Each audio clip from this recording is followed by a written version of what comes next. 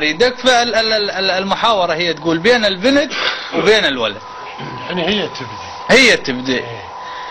البنت تقول عمي يا دنيا علي بالحزن عمي وعمي عيوني إذا صارت غصب عمي وعمي يا نار الهجر وسط الشبد عمي سكرانة في حب هذاك فلان وعيوني يا ناس حب فلاجة في مصدر عيوني أنا كسريد تراني وأفقس عيوني هي كان أسوي إذا تنطوني بن عمي هي كان أسوي إذا تنطوني بن عمي يجاوبه يقول لها ضكن علي الليالي ومعد يا ولي ومن جورهن ما صحت يا ناس يا ويلي يا والي مرها أحبها جنون يا والي ما نردي النفس للنفس مو داني بس انهمت بهواها سنين همداني أنا ابن عمك وجار البيت وهمداني ولا أخذك بالغصب تبكين يا ولي ألا أخذك بالغصب تبكين يا ولي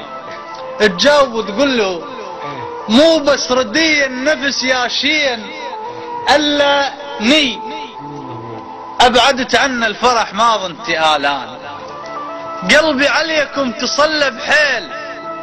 واللاني يصير مثل الصخر مسكين ما تفهم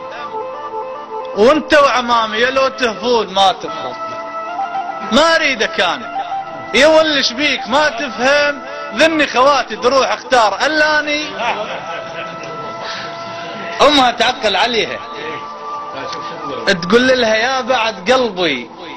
ومهجت الروح شوف انت علاج مالك سوا ترضين شاف انت كيف انطلبتي امر مشروع شوف انت ولبستي ثوب وابد هالثوب مو زينه وانت اللي كنت مثل بين الحدث زينه هذه قسمتك ولا تقولين مو زينه وذولا عمامك يولي عناد شوف انت ذولا عمامك يولي عناد شوف انت تجاوبها تقول لها قسمه العمامي ابد ما اريد هالقسمه قسم العمامي ابد ما اريد هالقسمه وخص ابن عمي ابد ما اريد القسمه يا يمه مو حسبت جمع وطرح قسمه ما يرهم ابدا ولا يرهم على ولامي وجرح الذي بالقلب من عند ولامي اقتلها روح يا لو كل من يجي لامي ويحرم عليها القلب بالموس لا قسمه يحرم عليها القلب بالموس لا قسمه فيقول يجاوبها النوب ايس هو قام يسولف لها عاد بالليل قال لها كنت انا ظنك بحر شموس لي ظلي لان بنت عمي قلت احسن لي وافضل لي بدروب العناد ابقي تايهه وظلي وجروح كلب القلب تا تبقى مكلمه ما قعد حظي ابد ما ينقضي كلمه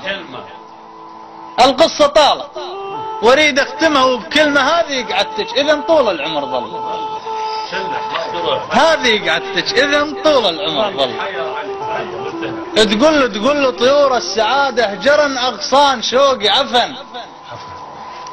طيور السعادة هجرن اغصان شوقي عفن وطيور حزن لفن راس الدليل عفن جارن علي الليالي ولا تظنهن عفن ومسيت مثل الذي بصحراء رايد ظل ودرب الرشد ما عفت يا لايمي تظل بس واللي روح انقشير يطبك مرض تظل الظل احسن ولا واسد بلي العافيه الظل احسن ولا واسد بلي العافيه سلامتك. شكرا.